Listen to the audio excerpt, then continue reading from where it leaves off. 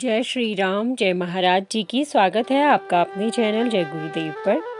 आज के अंक में हम बात करेंगे कि आखिर मांसाहार को हमारे हिंदू धर्म में पाप क्यों बताया गया है, आखिर इसके पीछे क्या कारण है और मांसाहार करने से शरीर को क्या नुकसान होता है, जो कि सिद्ध भी हो चुका है। अंक में आगे बढ़ने से पहले यदि आप हमारे चैनल पर नए हैं तो सब्सक्राइब कीजिएगा चैनल को और नए वीडियो के नोटिफिकेशन के लिए बेल आइकन जरूर प्रेस कीजिएगा। बढ़ते हैं आज के अंक में। वैसे तो आधुनिक सभ्यता में मांस भक्षण और मदिरा पान दुर्भाग्य से जीवन के अनिवार्य विषय बन रहे हैं, लेकिन शास्त्रों में मांसाहार तथा मद्यपान का केवल निषेध ही नहीं है, जबकि उसकी गणना तो बहुत बड़े पाप के रूप में की गई है। मांस खाना प्राणियों के दांत, दाढ़ें और शूल तीक्ष्ण होते हैं जो मांस खाते हैं, परंतु मानव के दांत कम नुकीले होते हैं। मनुष्य के समान ही बंदर के दांत भी नुकीले नहीं होते, मनुष्य के समान ही होते हैं। बंदर प्राणियों को मारकर उनका भक्षण कभी भी नहीं करते। उनमें मनुष्य की अपेक्षा बुद्धि एवं अन्य दैवी गुण कम प्रमाण में होते हैं। तात्पर्य यह है कि इनके जबड़ों की रचना मांस भक्षण के योग्य नहीं होती।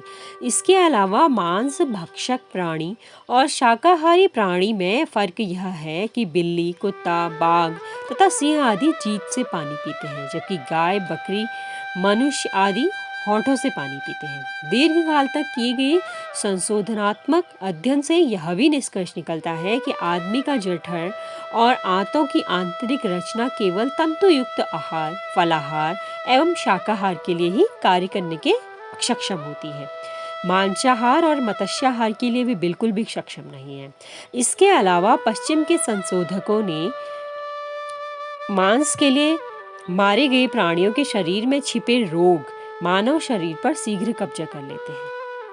मांसाहारी मनुष्य के रोग की तीव्रता शाकाहारी मनुष्य की अपेक्षा अधिक रहती है।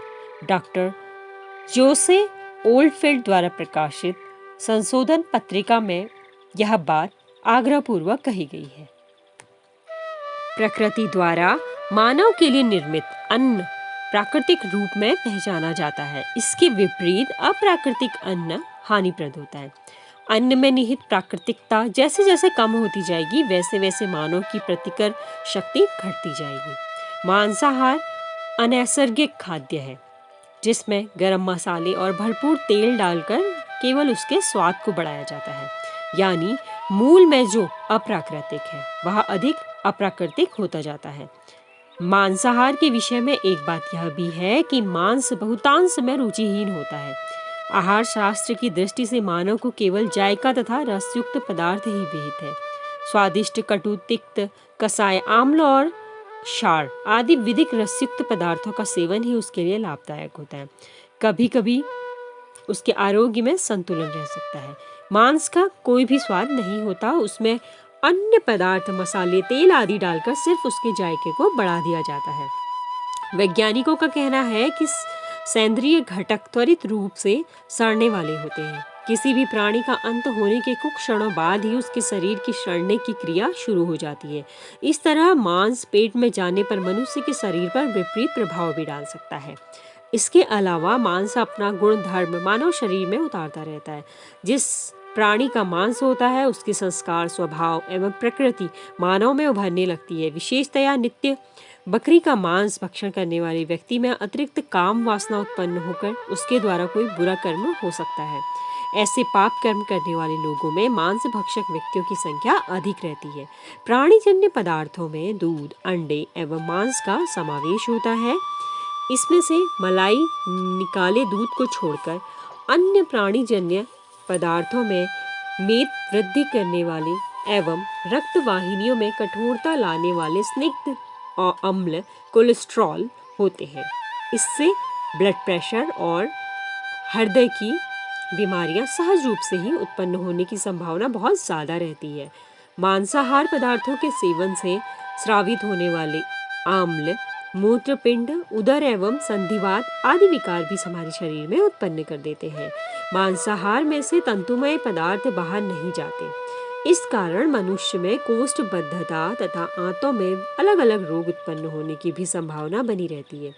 मांसाहारी पदार्थों में कार्बोहाइड्रेट नहीं होता, जबकि रक्त प्रवाहन क्रिया के लिए शरीर को 80% आवश्यक मात्रा में कार्बो घटकों की प्राप्ति होती है।